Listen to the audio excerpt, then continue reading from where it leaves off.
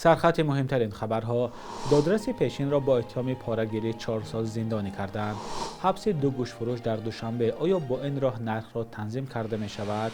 و نظر ساکنان دوشنبه درباره جنگ روسیه علیه اوکراین. مادر میخواد که جنگ نباشه، هم صلح و امانی باشه.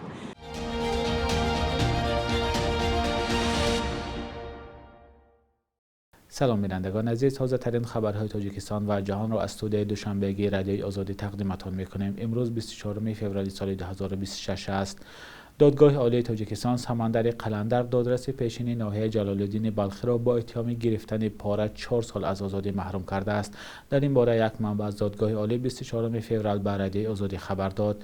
به گفته منبع، حکم اولی ماه فوریه صادر شده، دادرس پیشین از بالای آن شکایت نکرده است. نظری سمندر قلندر و نزدیکانش به حکم معلوم نیست و تلاش‌های ما برای پیدا کردن نظری آنها تا این دم بی‌نتیجه بود. همصحبت ما در دادگاه عالی گفت دادرس پیشین از حکم صادر شده نسبتش قناعتمند است. سمندر قلندر روز 17 دکمبر سال 2025 با فرمان رئیس جمهوری تاجیکستان از مقام رانده شد. سبب برکناری او را کردار دانستند که شأن و اعتبار سودیا را پس میزند. روز 23 فوریه آژانس مبارزه با فساد در خبرنامه نوشت دادرس پیشین به گرفتن 75,000 سومانی رشوه متهم شده است. در حالی که نظری سمندر قلندر و نزدیکانش به اتهام معلوم نیست، آژانس مبارزه با فساد گفته است که او ماه اکتبر سال 2025 برای سبک کردن جزای یک شخص پاره طلب کرده است. به اطلاع منبع، سمندر قلندر در اتاق کارش بار اول 50,000 سومانی و بار دوم 25,000 سومانی گرفت.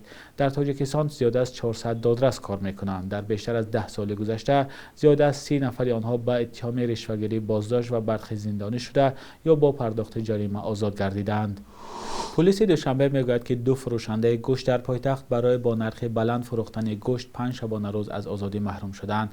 به اطلاع رسمی، امید رجب و فیض الله جلیلوف قبلا برای معتدل نگاه داشتن نرخ‌ها رسما آگاهانیده شدند، اما باز هم دیده و دانسته گوشت را به شهروندان با نرخ بلند فروختند. نظر این دو صاحبکار به قضیه معلوم نیست. همچنین پلیس دوشنبه نگفته است که این 2 نفر گوشت را چند سومانی زیادتر از نرخ بازار به سودا گذاشتند. در خبرنامه ریاست کارهای داخلی شهر دوشنبه آمده است که با قرار دادگاه ناحیه شاه منصور پایتخت، امید رجب و فیض الله جلیلوف به 5 شبانه روز حبس مأموری محکوم شدند. پلیس دوشنبه با نشر این خبر از تاجران محصولات خوراکواری در پایتخت طلب کرده است که از خودسرانه بلند برداشتن نرخ محصولات خودداری نمایند. دوام 5 روز اول ماه رمضان این یگانه حالت جزا دادن گوشت فروشان نیست. روز 19 فوریه و در نخستین روز ماه رمضان 2 فروشنده گوشت در پایتخت برای به گفته مقامات به اساس بالا بردن نرخ 4 شبانه روز از آزادی محروم شدند، اما نظر این افراد به قضیه معلوم نشد. مقامات تاجیکستان از راه تعیین نرخ برای محصولات خوراکواری از جمله گوشت تلاش دارند نرخ ها را تنظیم کنند، اما برخی ها با اشاره به اقتصاد بازاری داشتن تاجیکستان میگویند که بگذار بازار نرخ را معین کند، چون همه کوشش های بازار تعیین کردن نرخ در گذشته ناکام بوده است. بینندگان عزیز، نظر شما به این موضوع چیست؟ آیا با حبس و جزا دادن فروشنده ها می شود نرخ گوشت را تنظیم کرد؟ لطفاً نظر خود را در زیر برنامه نویسید. وزارت نقلیات تاجیکستان خبر داده است که اولین قطار سنجشی در خط سیر چین تاجیکستان به راه برآمد. وزارت 23 فوریه در خبرنامه نوشت قطار 17 فوریه به راه برآمده دوام 18-20 روز به دوشنبه میرسد. درازی عمومی خط سیر چین تاجیکستان زیاد از 3,500 کیلومتر گفته می شود و این راه از قلمرو چین، قرقیزستان، ازبکستان و تاجیکستان میگذرد.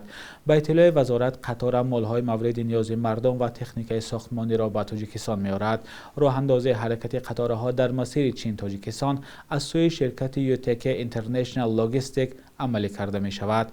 این شرکت مشترک چین و ازبکستان می باشد که سال 2025 تشکیل شده است. چین یک از شریکان اساسی تجارتی تاجیکستان می باشد و مال و کالای دو کشور از طریق نقلیات کشانده می شود. امروز 24 فوریه از حمله روسیه به خاک اوکراین 4 سال پر شد. این جنگ جان هزاران نفر را گرفت و باعث گریزه شدن میلیون ها اوکراینی گردید. تا حال هیچ علامت ختم جنگ و یا سازشی میان مسکو و کیف دیده نمی شود. در تاجیکستان هم تحولات جنگ در اوکراین را پیگیری می کنند. دوام 4 سال اخیر کشته شدن ده ها زاده تاجیکستان در جنگ ضد اوکراین رسانه‌ای شده است. همکاران ما ارشاد سلیمانی و امیر ایسایف از ساکنان و مهمانان در شهر دوشنبه پرسیدند که آیا تحولات در جنگ اوکراین را پیگیری میکنند؟ به فکر مردم تاجیکستان این جنگ را چگونه می شود خاتمه داد و چرا جانب‌ها به یک قرار یگانه نرسیدند؟ پاسخ ساکنان را با هم ببینیم. که چون میدونم که راستیگه ما گفتم که سیاست در کار ندارم، نه که صلح شود خوب می شود، تمام دنیا در صلح، تنجی، امنی، آرامی، اما مقصد با کاری خودش زندگی کنه، هیچ که هیچ که در کار نگیره. جنگ دعوا چیزی خوب نیست. همه مادر میخواد که جنگ نباشه، همه صلح و امانی باشه، بچه ها روان روسیه سخت سلامت برگردن. کدام مادر نمیخواد؟ درست. همه مادر میخواد. 4 سال شیری قدر و درست با فکر چی مسئله نمیشه؟ که کلانو خودشو ندونن، ما اگه جا میدونیم. یعنی که بچه های توجیک، اروز، همه ملت رفته مرده اومده سیه. ما میخوایم که صلح شود تیستر. همین جنگ همین خیلی بین برود. هم دیگر فهمی شود، تنجی و آرامی شود. В любом случае, я испытываю глубокое сожаление. به هر صورت اون چیزی که در اوکراین رخ می‌دهد خیلی متاسفم. برای مردمی که دچار مرگ هستند متاسفم. برای کشوری که دارا بود و به ویرانه تبدیل یافت متاسفم. و من دشوار است بگویم که چرا صلح پایدار نمی‌شود. متاسفانه این کاری سیاستمداران است. مردم عادی فقط رنج میبرند. Политиков и, к сожалению, обычные люди только страдают. از تلویزیون روسیه خبردار شدم که در دوام 4 سالی جنگی که بین روسیه و اوکراین شده است 1,600,000 نفر از طرف اوکراین نابود شدند. مردها این خرابی است. البته هر یک جنگ سبب دارد. تا امروز اوکراین و روسیه همین سبب همین حل کرده نتوانسته ایستادند.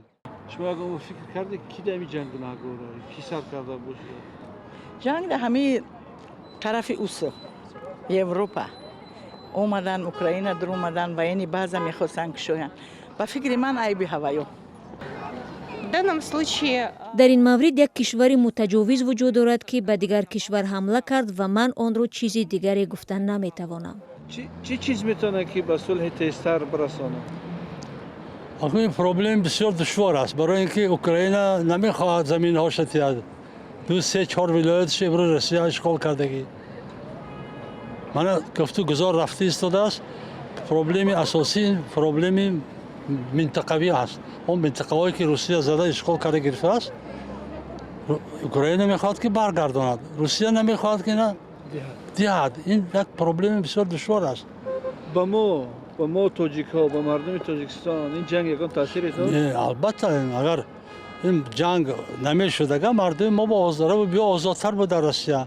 امروز ما میدونیم که چقدر هنگام وارد شدن به روسیه چقدر تفتیشات سخت میشود.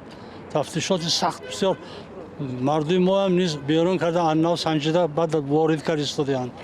این کثافت همین جنگ است. مردم ما یک قسمش در اوکراین کار میکرد، قسم زیادش در روسیه فعالیت بکردن. این البته آورده رسون به دشواری‌های زیاد امروز. با تاجیکستان نه و با مردمی که مقصد روسیه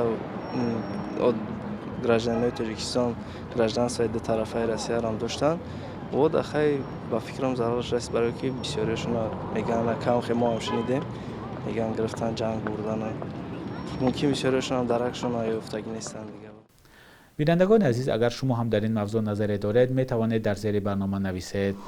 وزیران کارهای خارجه اتحاد اروپا روز 23 فوریه بر سر بسته 20 تحریم‌ها علیه روسیه به توافق نرسیدند. این خبر را کایا کالاس مسئول سیاست خارجی اتحاد اروپا تصدیق کرد. مجارستان یا ونگریا و اسلواکیا به این تصمیم مخالفت کردند.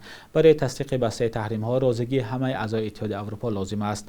مسئول سیاست خارجی اتحاد اروپا گفته است که این نه آن پیامی بود که می‌خواستند در آستانه 4 سالگی تجاوز روسیه به اوکراین ارسال کنند. قبلا انتظار می‌رفت که بسته 20 تحریم‌ها علیه روسیه تا روز 24 فوریه تصدیق می‌شود.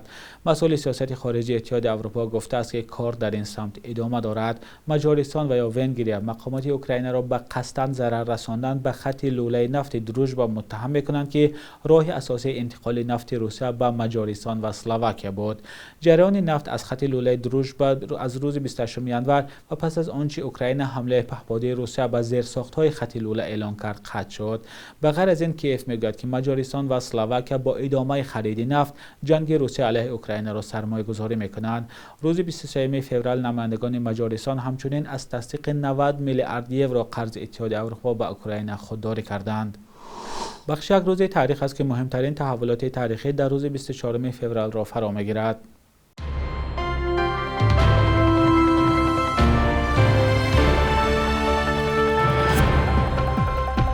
24 فوریه سال 1989 میدان آزادی شهر دوشنبه که اون زمان به نام لنین شناخته میشد، مکان برگزاری نخستین تجمع مردمی با طلب به زبان تاجیکی دادن مقام دولتی در تاجیکستان گردید.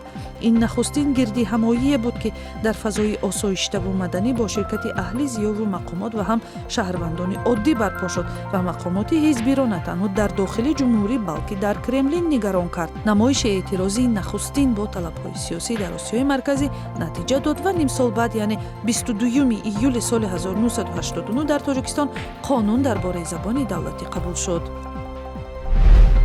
توجپرومبانک و فانونبانک دو بانکی که از چند سال پیش با مشکل روبرو گردیدند بسته شدند. سبب رسمی بسته شوی این بانک ها گفته نشد، ولی این آغاز مفلس شوی در عموم 4 بانک گردید که پس زندگی و دارایی های مشتریان و هم نظامی تا اون وقت معتدل بانک ضربه زد. 24 فوریه سال 1923 رافائل تولماسов تولد شده است که بیش از 70 سال عمرش را برای رشد موسیقی کسبی اپرا و 6 مقام تاجیک بخشید. او در نخست نمایش اپرای شورشی واسه بالاسانیان در سال 1940 هنرنمایی کرده است. بعد خدمت در جنگ دوم جهان باز به دوشنبه برگشته کار را در همین تئاتر ادامه داد و در اکثر نمایشنامه‌ها نقش اساسی را بازید. با پاشخوری اتحاد شوروی به اسرائیل کوچید و میانه‌های سال‌های 1990 درگذشت.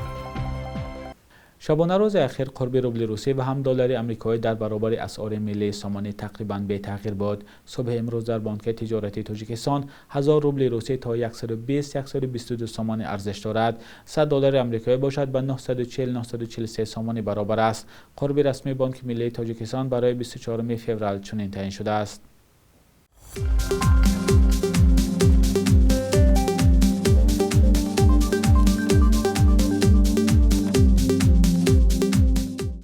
بینندگان عزیز، این آخرین بخش در برنامه نوید بود. لطفاً نظر و پیشنهادهای خود را به ما نویسید. تا فردا، خدا نگهدارتان.